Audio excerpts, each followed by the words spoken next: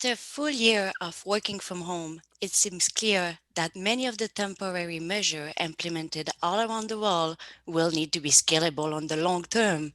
It also becomes clear that more and more technologies with predictive capabilities and communication functionalities are being implemented in the workplace at an unprecedented pace. There are meetings in virtual reality. There are mergers and acquisition due diligence conducted by drones.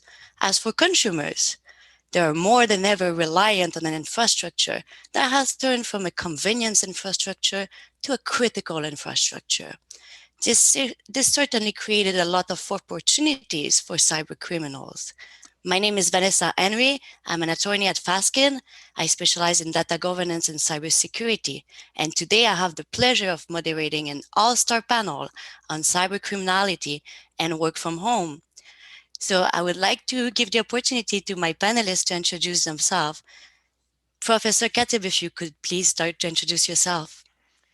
Thanks, Vanessa. My name is Dr. Khalil El-Khatib. I am a professor in information security and de facto medicine and IT at Ontario Tech University. I'm as well the director for the Institute for Cybersecurity and Resistance Systems at the university. Thank you for being with us. Dinah Davis, could you please introduce yourself? Yeah, hi. I am a VP of R&D at Arctic Wolf Networks. We deliver security operations as a service, and I've spent about 20 years in cybersecurity working in various places. Thank you. Can't wait to hear your insights. Nora Hammond, Detective Constable, could you please introduce yourself? Tell us a little bit about you. Yes. Thank you, Vanessa. My name is Nora Hammond. I'm a Detective Constable with Toronto Police Service. I currently work in our Coordinated Cyber Center. I've been there for the past 2 years, but I've been an investigator with Toronto Police and a police officer for the past 17 years. Amazing. Thank you for your time. Neumann Lim, Senior Manager at Deloitte, thank you so much for being with us. Can you introduce yourself a little? Hi there. My name is Neumann Lim. I'm a senior manager at Deloitte Canada. I run the cyber department here over for the cyber detect and response. I'm a 14-year veteran in incident response, and I, on occasion, like to play with malware. Well, thank you for joining us. So today we tackle a very difficult topic, a topic that can sometimes seems discouraging, but that is also a fascinating topic that reflects, I think, the fast movement we had to do in the last year in reaction to COVID-19, as many employees have to bring the workplace to their home. So let's start with understanding a little bit more about cybercrime, because I don't think this is something everybody is familiar with. I think it's something that became part of our day-to-day life, but it's a very broad term. So when I say cybercrime, what does that imply for you? What makes a crime a cyber crime? Dinah, if I could start with you. Yep. So for me, it's basically anything involving the use of the internet to achieve their goals. So it makes it quite broad, but it's, if they needed to use the internet in one way or another to achieve the goal that they wanted, then I would consider that a cybercrime. Noah, is that your experience as well? For me, for as far as the police are concerned, it's any crime that's committed using or involving computer technology. We kind of put it into two topics where we have the technology as the tool, or so the crime is being committed with technology, or that the technology is actually the target. So that would be considered for a lot of the ransomwares.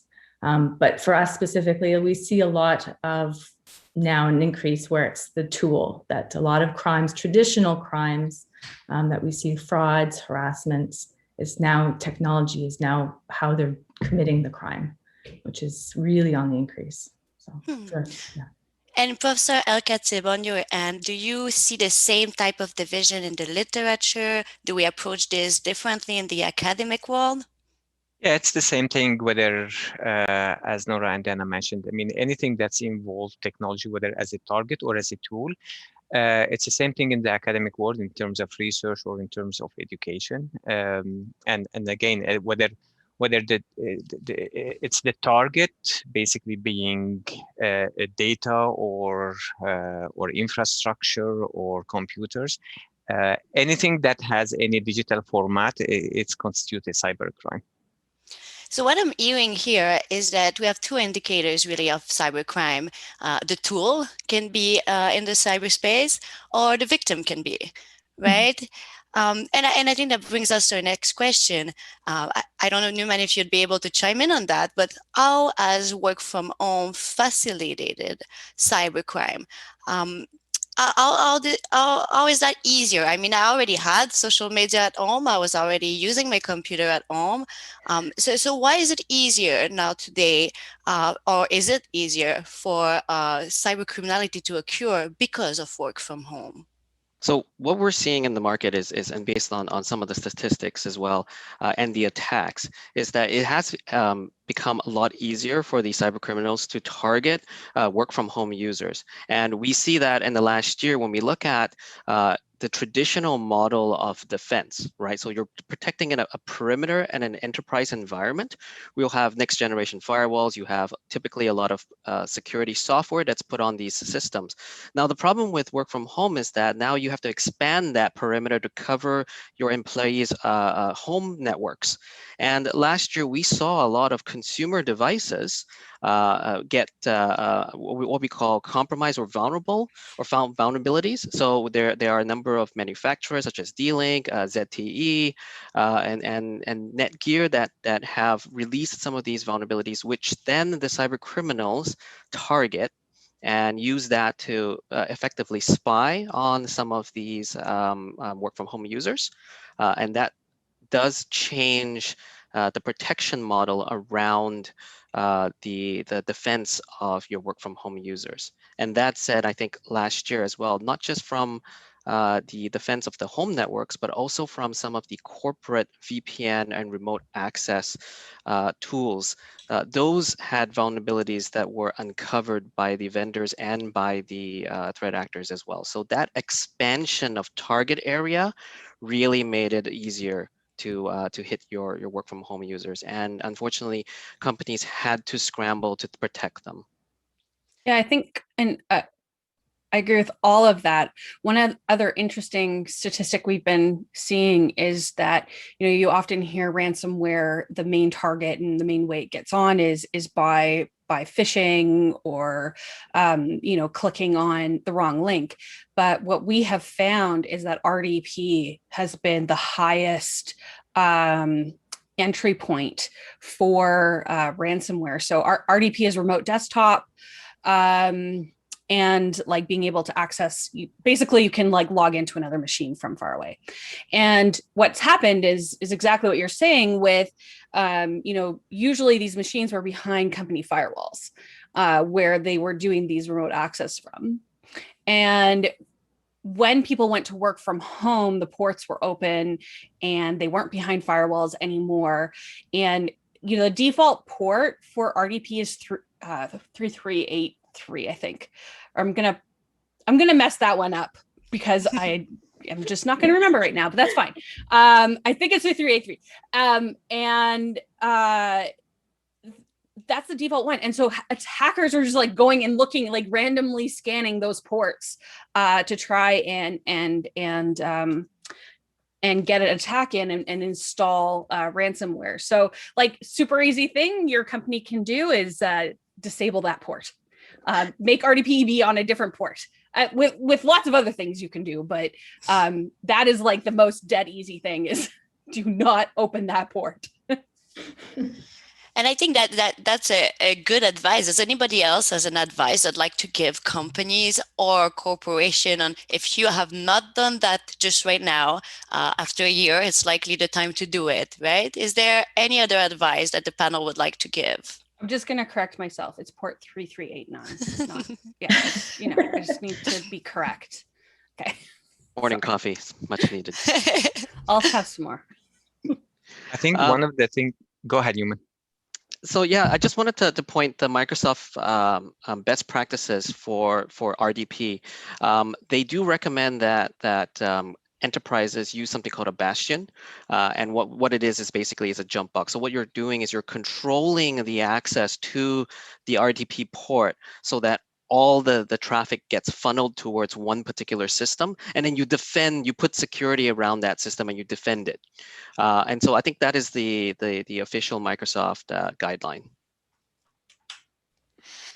Yeah, I mean, one of the things that's that showed from the work from home is basically, in addition to what Dinah and Neumann brought, is where people, or companies have to, use what people start using their own personal devices and people start sharing devices. But there is one extra element, which is the people element, and it's the people element under stress. So you look at the majority of the phishing, they came from websites where, they claimed the informations about COVID-19 and protections and things like that. So so that and then actually it was a perfect storm, because people are stressed up with kids around, and people using their own machines, sharing machines, and with the stress of the pandemic, this is what even people start making, they click on everything and then they jump on any link that they might it might seem that has information about COVID. So, I mean, the people element needs to be fortified as well. So in addition to, closing ports and doing things with devices, and as Neumann mentioned, the perimeter, the traditional perimeters are not there, protected with firewalls. Companies needed basically more strategies for how they can educate their employees more about being safe online. Yeah, I would add to that too, is that the amount of what we call personal use of corporate assets at home has also increased. So we're seeing a lot of telemetry to non-corporate applications. So things like social media, things like personal email accounts, YouTube, Netflix. So like I said, as your users are working from home, they are sharing that corporate asset with, like I said, like their home life. Yeah. And so I think there needs to be some education and some coaching behind that, certain, and to a certain extent, some defenses behind it as well. So obviously you could put together some corporate policy that says, you limit your personal use on the device, for example, would be one. So if I look at the use of corporate device, even assuming that employees are using it for the corporate use, what they're being required to use it for, would it be true to say that even in the workspace, we've seen more and more threat vector because there's so many technologies that are being added? And do these technologies raise, I would say, concern that are not traditionally looked at by the IT department? And I'm thinking here about product-based technology, IIoT, IoT also, or XR is a good example. More and more meetings are held in XR. And some meetings can be pretty confidential, right? I'm thinking about attorney-client privilege, but I'm thinking about many corporations today that maybe don't realize they become a critical infrastructure, and they're holding meetings in these augmented realities, or they're looking at the video conferencing maybe system that are not appropriate. And I think at the beginning of the pandemic we had a fair society-based discussion on what is appropriate or not in terms of video conferencing, but it feels sometimes the conversation has stopped there. Whereas the average employee I speak of tell me they have so many new tools, so many new apps and functionalities. Do you think corporations are going too fast? Are they doing the right thing with these technologies? Are we more at risk? And I think I'd like to hear, generally speaking, Nora, from your perspective, do you see that there's more and more of these complaints against resulting for corporate use that there was before, let's say, the pandemic? I'm going to be honest here. One of the biggest problems that police have in general is that the reporting just does not happen. It's such a small percentage of crimes actually get reported. I think I saw a statistic, it was 5% of people that have reported a crime for statistics actually reported it to police or to the government. So as far as an increase, we definitely saw an increase at the beginning, something simple as Zoom bombing. Like when the pandemic first started, that was something, it was unheard of. We didn't even really understand what was going on. It was never reported, and we were having daily occurrences of it. And some of them were quite threatening in nature. Some of them were very, very concerning. And so that was something that we did see an increase of. But as far as companies coming forward, we get typically it's more individuals that don't have resources of an IT department. Those are the people that, they have nowhere else to reach out to. So they do come to the police for help. A lot of the big corporations, for statistics, we just wouldn't have that. We wouldn't have the number for reporting. It just doesn't get reported to us. We do have, some businesses that do come to us, and there have, since the pandemic has started, a lot of phishing emails, scams we've seen. But as far as anything else, it's the police, we really don't get reported to a lot. Right. And I think that's a very blatant example of how useful it can be to have the numbers, to know what are the trends, what is the threat intelligence at the country level. Dinah, in your experience so far, it's been a bumpy year. Do you feel like corporations are going too fast with all these new technologies? Are they taking the right precautions? Well, I mean, you can't stop innovation. You can't stop the world from turning, right? So you have to learn how to adapt to it and adapt quickly. And I think, we really saw that almost a year. It's almost a year ago today. In 2 days, it's a year ago today that my company was sent home. And we were one of the lucky ones. We have 4 or 5 locations. We were completely set up for remote working already, right?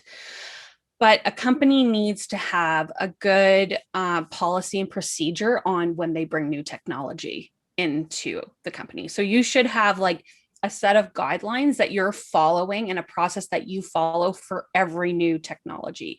So for us, we have our CISO look at it. We have our lawyers look at it. Even like just simple, collaboration tools, it all has to go through a security review.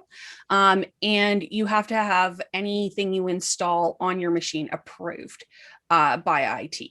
So if you put that in place and you do your due diligence, you're going to be in a not bad place. Like no one would have not had SolarWinds on their machines, right? No one would have thought that one was getting killed the way it did.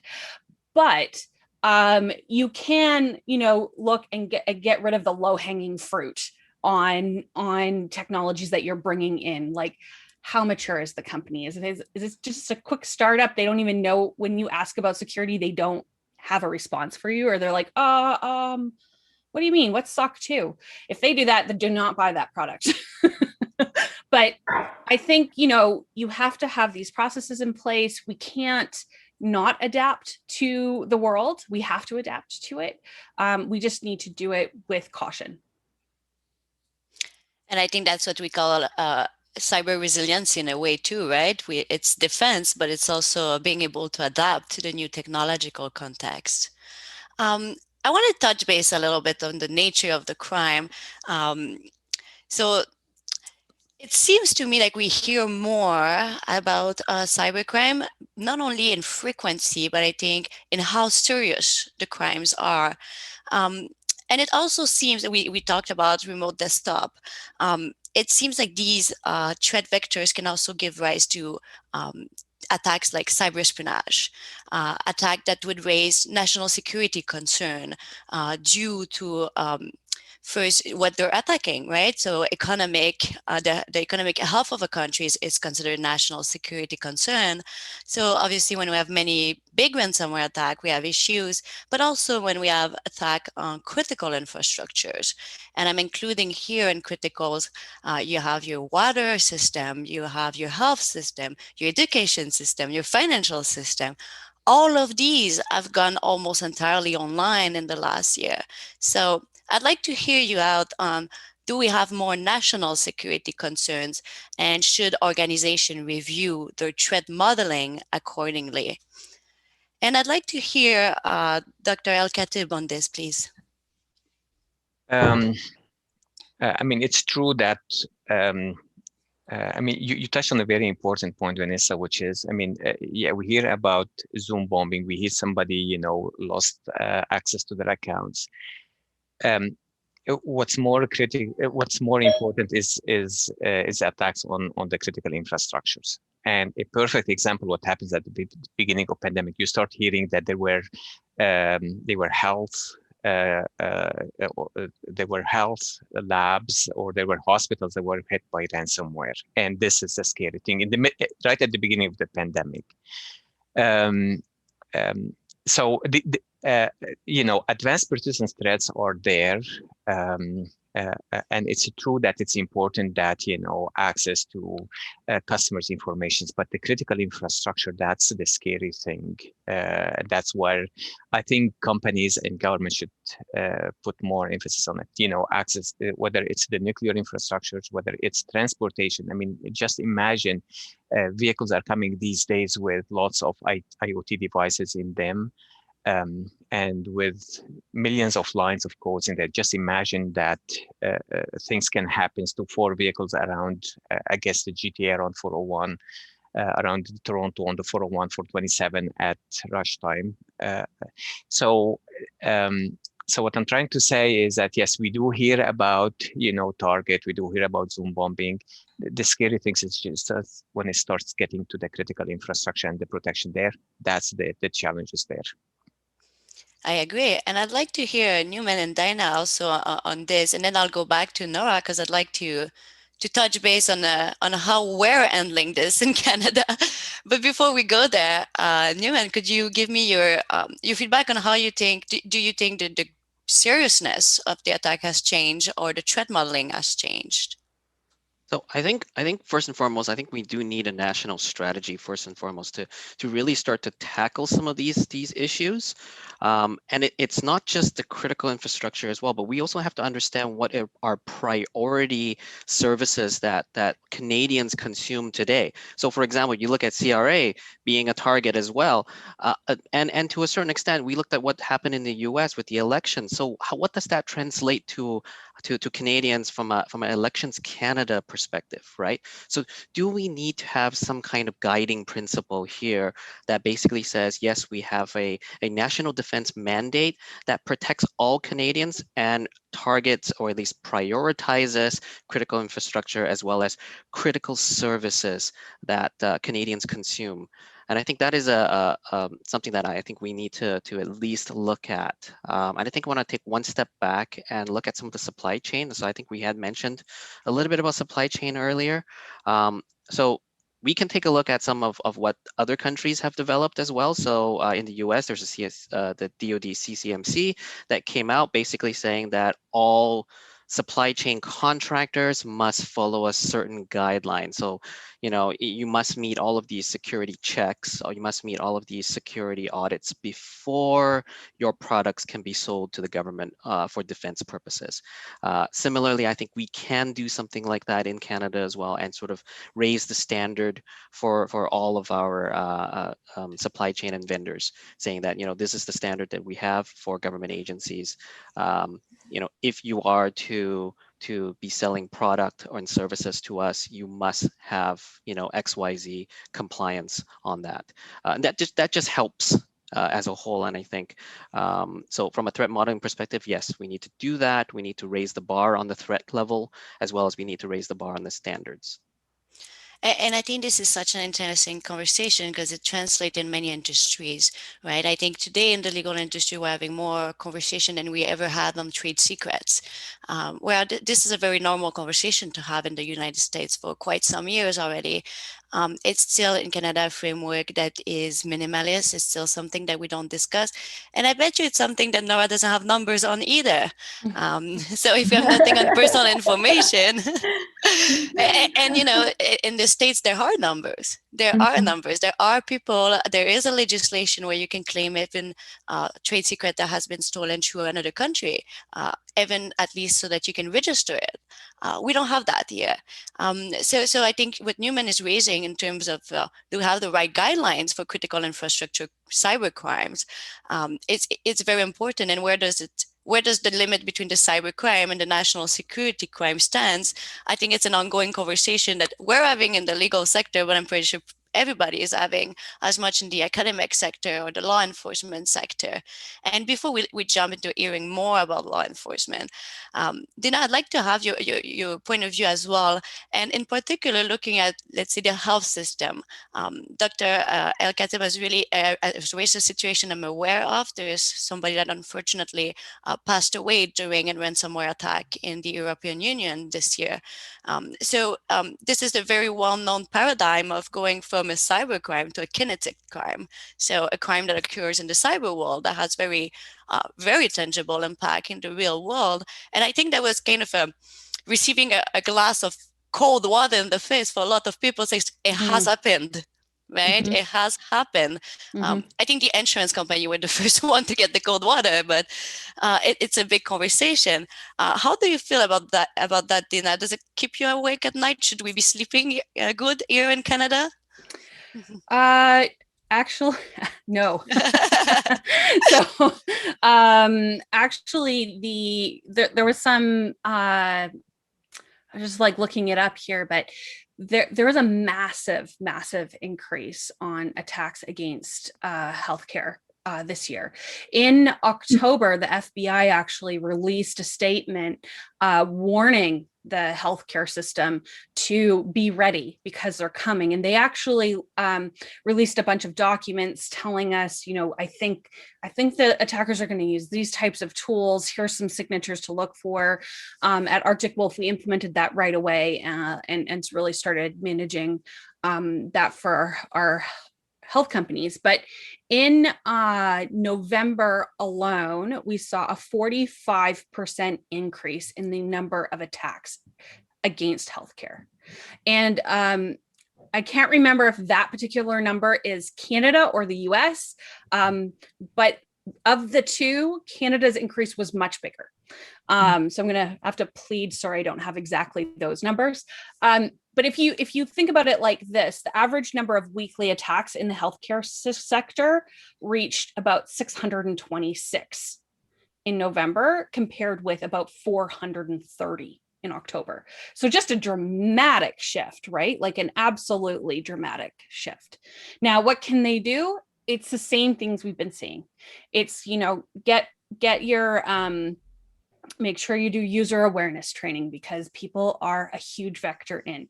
Take care of your RDP. Make sure you're patching. Patch. It's like it's the solution to almost everything. Is like get on to the latest version of everything without the security issues. And even like for for phishing, one of the easiest things your company can do is to actually mark any email not coming from your organization as external, and mark it in the subject line, make it red. Like we have a big red banner that goes across external email, so that you are, double thinking, triple thinking, should I click the link? Maybe I shouldn't click the link. So not only that, but hackers have been going after, the COVID vaccine research. That has been a trend, really going after trying to get it so that they can, whatever, auction it off, or who knows what they all want to do with it. And then finally, what we're seeing now that, that vaccine research is kind of wrapping up, like we have the vaccines now, is a lot of malicious sites setting up and appearing to be vaccine registration sites, trying to scam like your everyday person's information so that they can then use that against them in another style of attack. So for that one, I always say, like, we're in Canada. If you're in Canada, you can get to any vaccine information from your provincial website. I checked every single one. So you don't ever have to click any link. You can always find it from your provincial website. But these are like kind of the three things that we're seeing. The other reason that they're attacking healthcare so much is that healthcare feels like it doesn't have an option, right? Because of people's health, right? So if healthcare is attacked and they're ransomed and they've got people on life support machines that, need to be brought back to life so that people don't die, they're more likely to pay for ransomware, right? They're more likely to pay the ransom, not the ransomware. So there's this perception of that happening, and part of it is true. And then, like, previous to COVID, think about how often or how quickly IT staff in hospitals updated the software. Probably not that quickly, right? It's like a slower moving organization. There's definitely going to be systems there online that can't be updated because they're, specialized medical tools running on really old OS, and it has to be like firewalled in. There's just no other way, right? So that's definitely why there's been a massive target there. Right, and I think it's not only concerning that it's exploiting vulnerable people, but I think it's also concerning that we saw not only ransomware attack, but we saw a huge DDoS attack against the Department of Health Services. We saw, like you mentioned, COVID vaccine, cyber espionage campaign, and attack campaign. What do we make of that, Nora? Are we still in the cybercrime realm, or are we just jump to another type of crime where we have attacks that are definitely aimed at either infrastructure in the middle of which in a critical infrastructure in the middle of a time that is a health sanitary crisis, and we have what I would consider as very sensitive information for national security that are being targeted. Is that still your playground? Is that something that we send to somebody else in Canada? How does that work? So as far as when we started talking about hospitals, we did have within Toronto, because I work for Toronto Police, so it's just, if it's within Toronto, the crime happens. We did have several hospitals that were victims of ransomware just last year. And there were several of them, and it was quite disruptive to these hospitals. We've also had within Peel, the school board. Peel School Board was just a recent victim. But then as far as like national security goes, that would fall under, of course, our RCMP. And I do know that they are creating a new unit. They have, it's called the NC3, which is their National Cybercrime Coordinating Center. It's not, I don't think it's fully up and running yet. They have started it. I know that it's probably long overdue.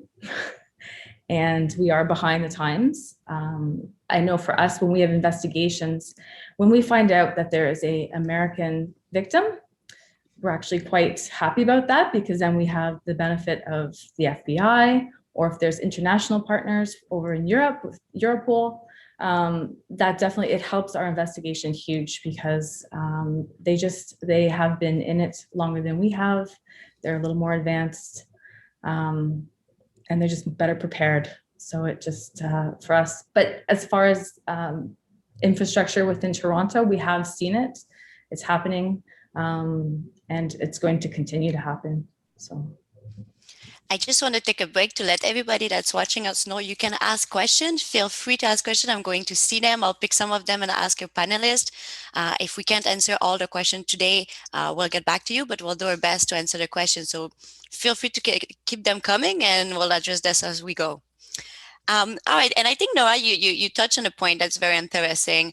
You looked at other countries, right? So my first question is, it seems like we're pretty good at it. How does that work to do international cooperation over cybercrime?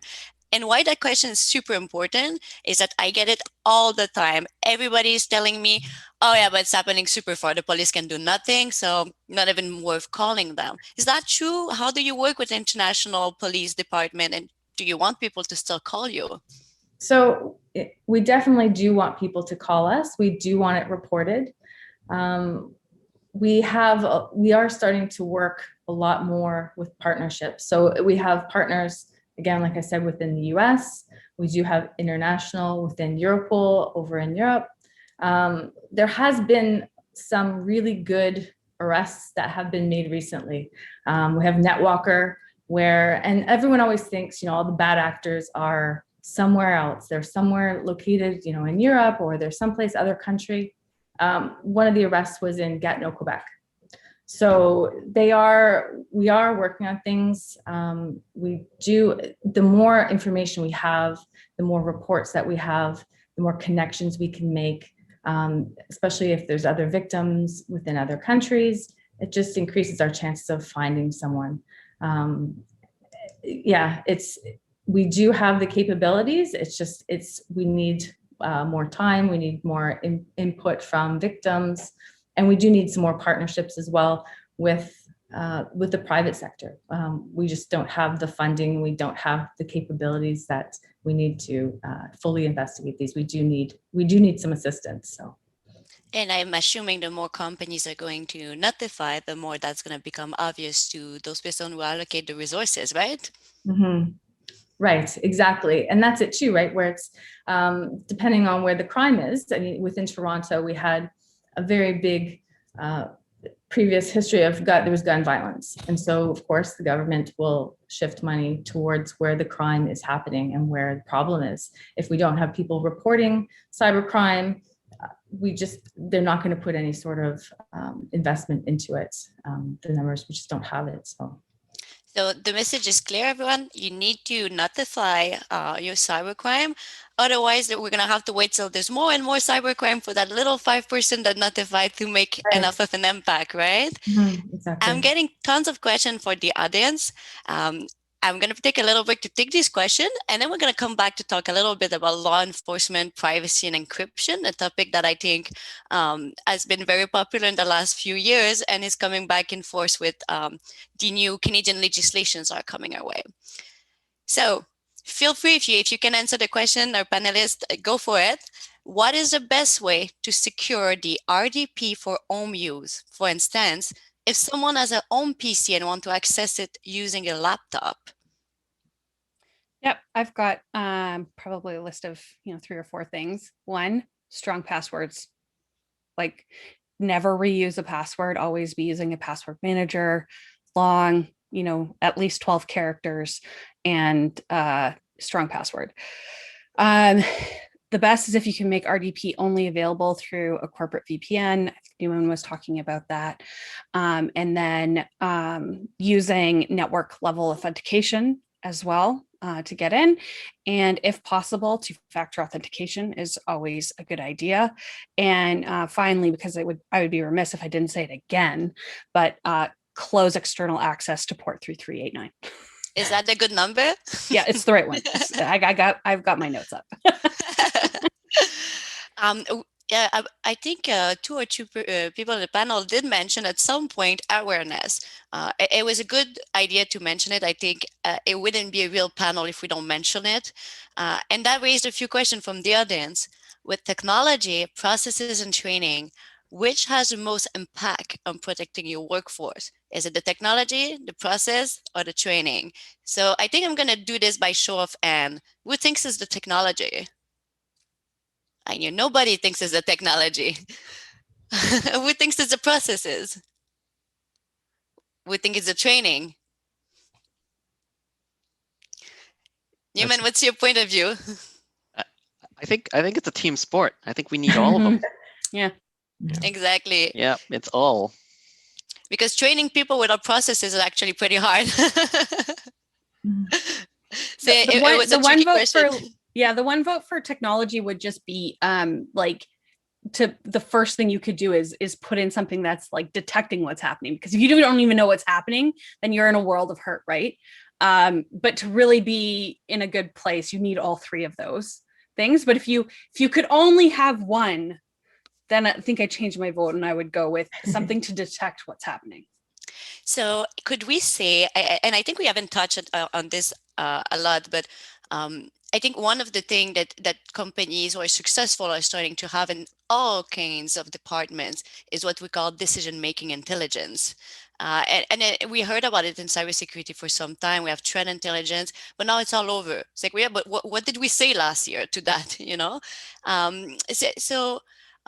Would you say that companies should make more effort to have these security metrics to be able to see where the deviations are moving forward? Are we blind still in Canada? Is that why I think maybe we didn't see all these attacks coming, or we didn't expect some of the rebounds we had for COVID-19? How's our threat detection capability at both, I think, the law enforcement level, but also at the company level?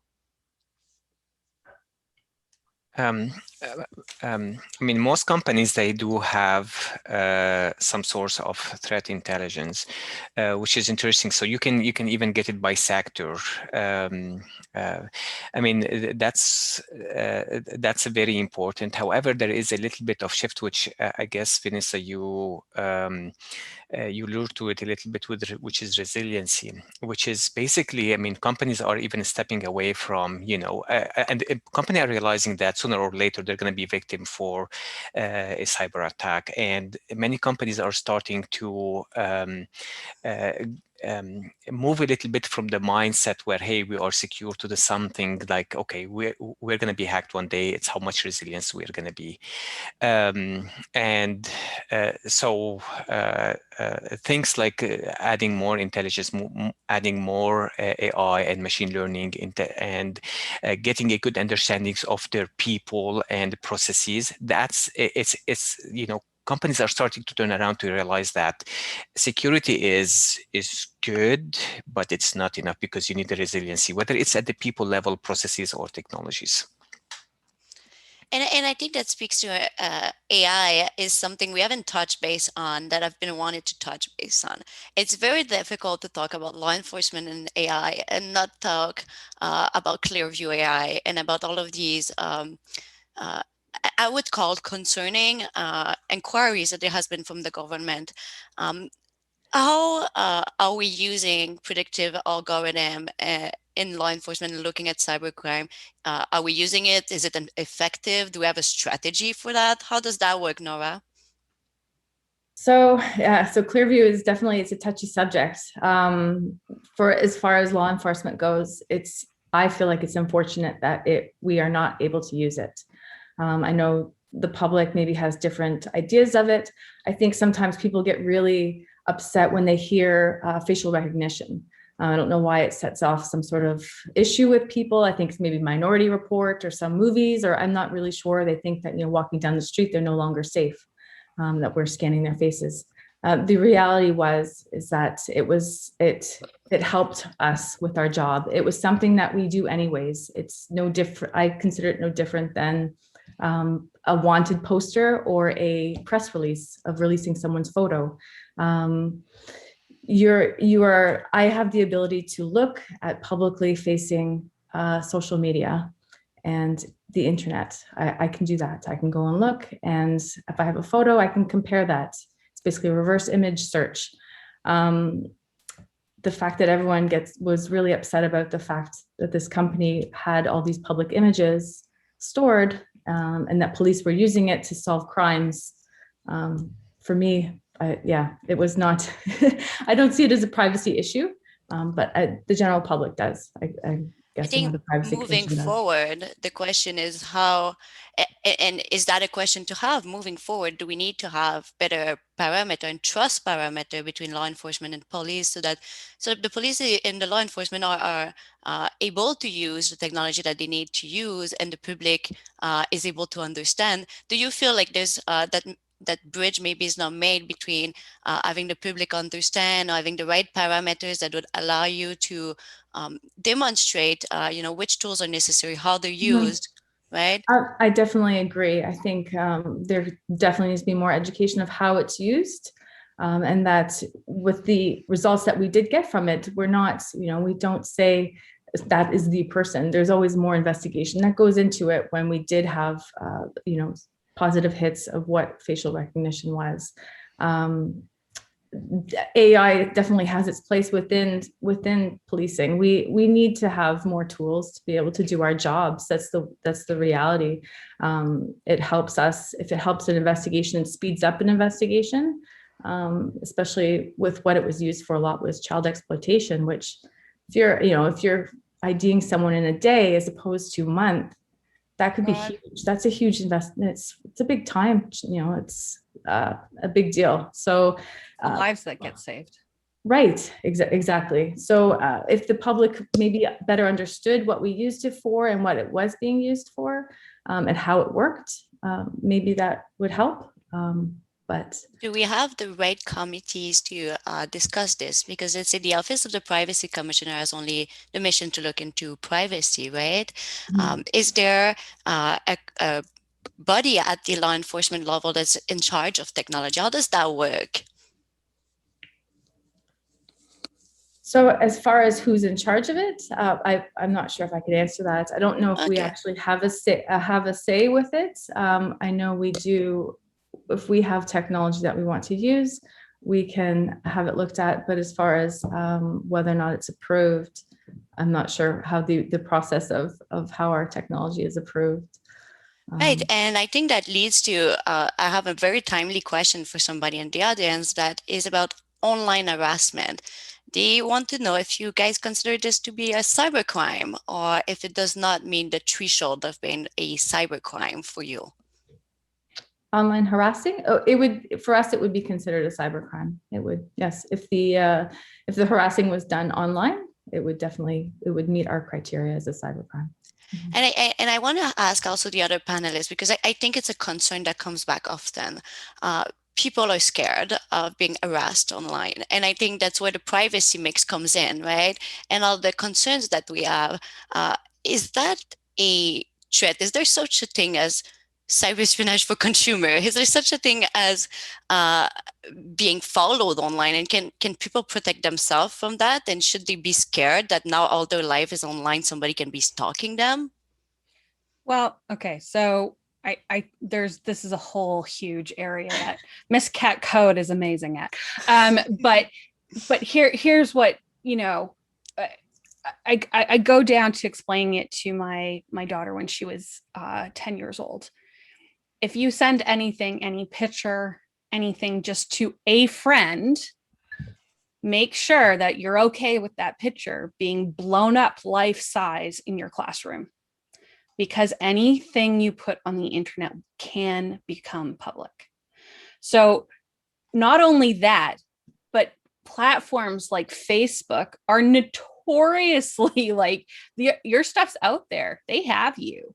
And so there's always this balance, right? Because usability versus security versus all of these things, they're always a balance, right? So am I on Facebook? Yep, but every single post is public and I post there as if I know it's going to be public every single time. Did I give my life to Google 15 years ago with Gmail and everything? Yep, I absolutely did. And I'm taking that risk because of the value I get out of the service, right?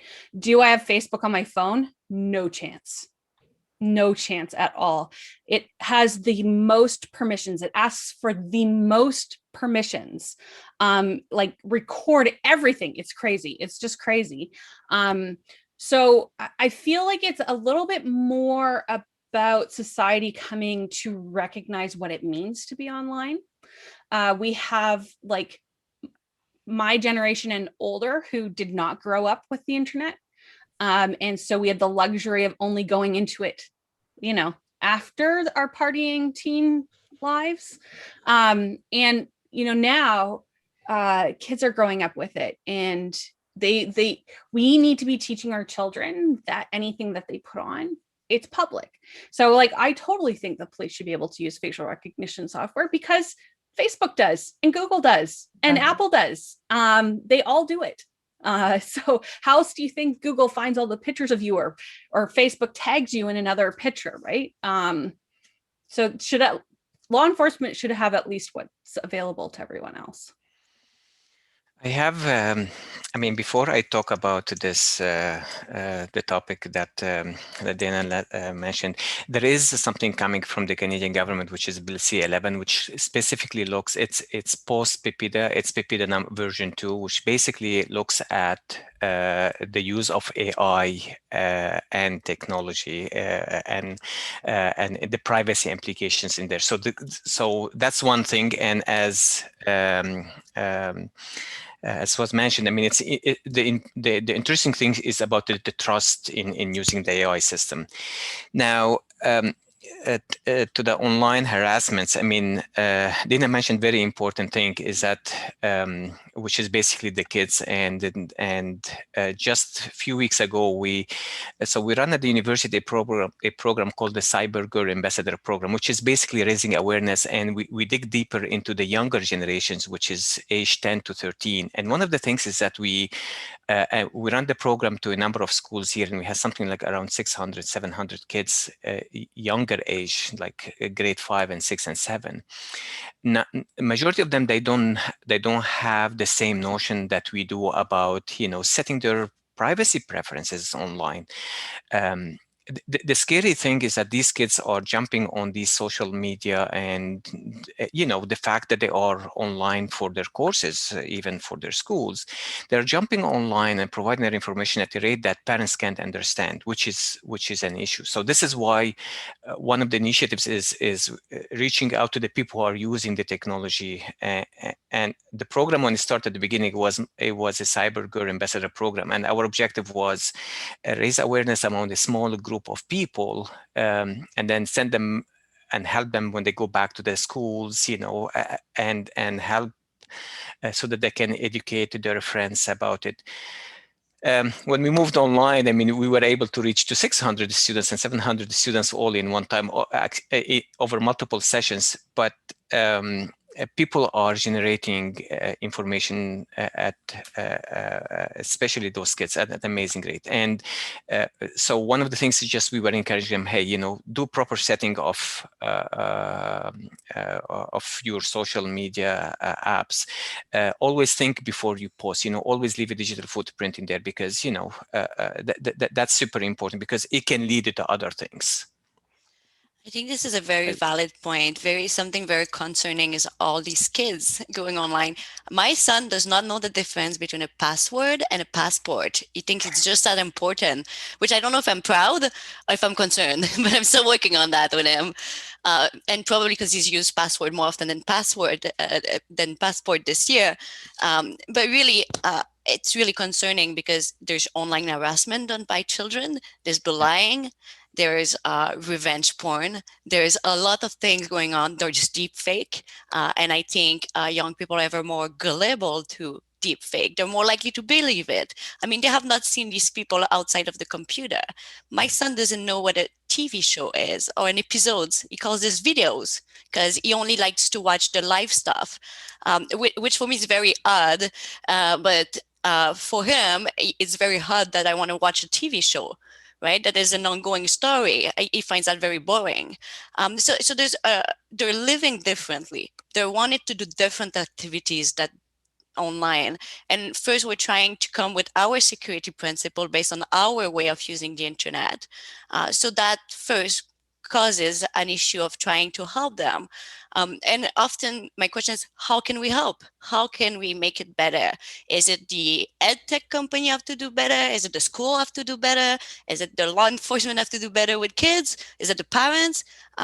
Is it all of these, most likely? But I'd like to hear about this, because I think it was spring break last week in Quebec. It's maybe this week. I think it's a time to talk about our kids, the internet, and cybercrime in general. And I'd like to hear each of you to chime in on any aspect of that, because it's so important. Neumann, I'd like to start with you. Oh, sounds good. Thank you.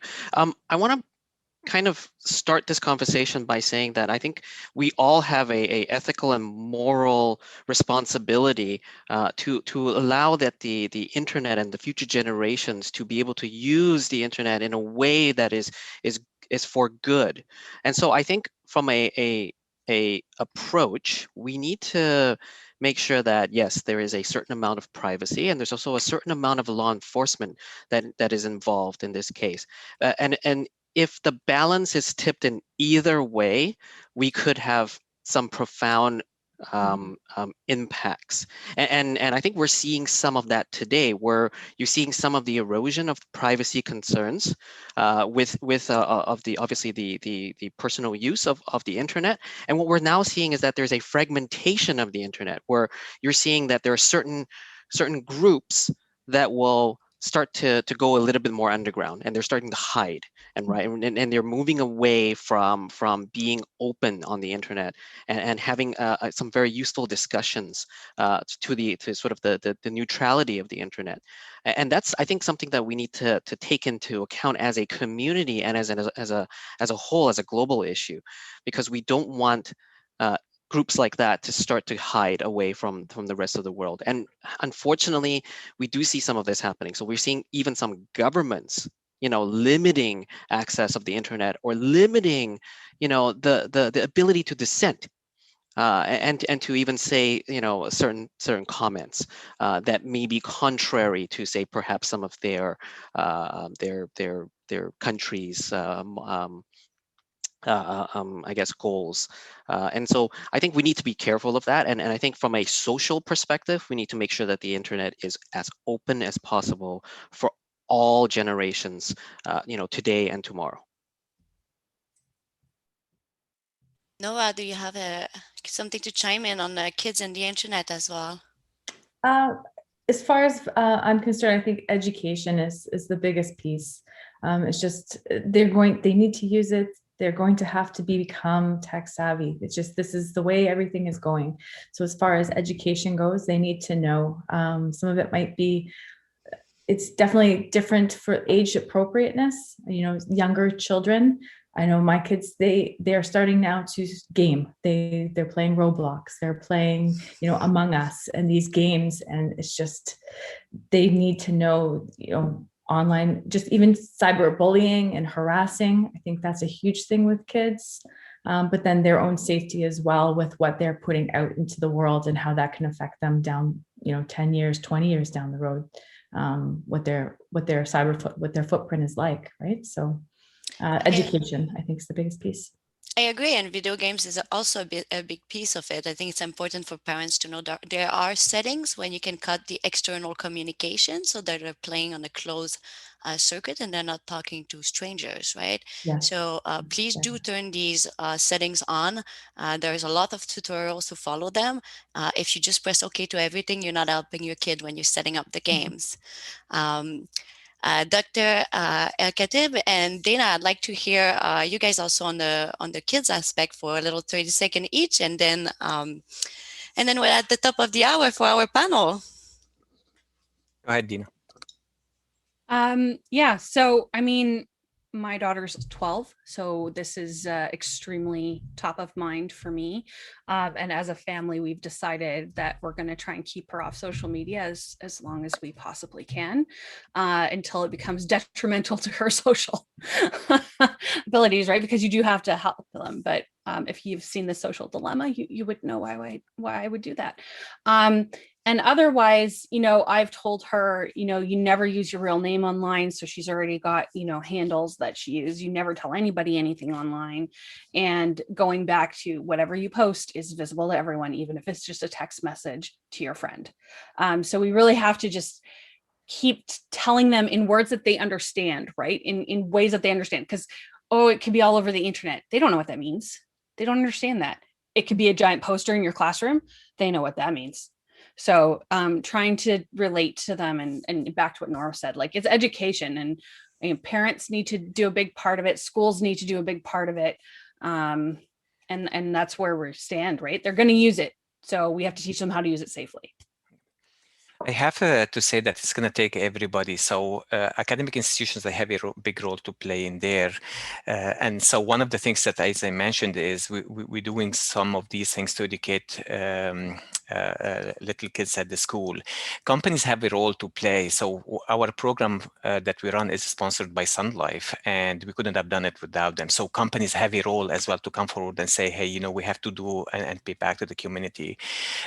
Government is doing something as well. I mean, if you look at the Canadian Center for Cybersecurity, they do have a Cyber Center Learning Hub, and then they are putting some models in there for helping teachers basically to learn, you know, because they are the one that are interacting a lot with the students as well. I have to say that not too many parents are lucky to know about these things. And one of the things that we noticed with our program is that it's doing a reverse effect. It's basically the kids are trying to educate their parents about these things.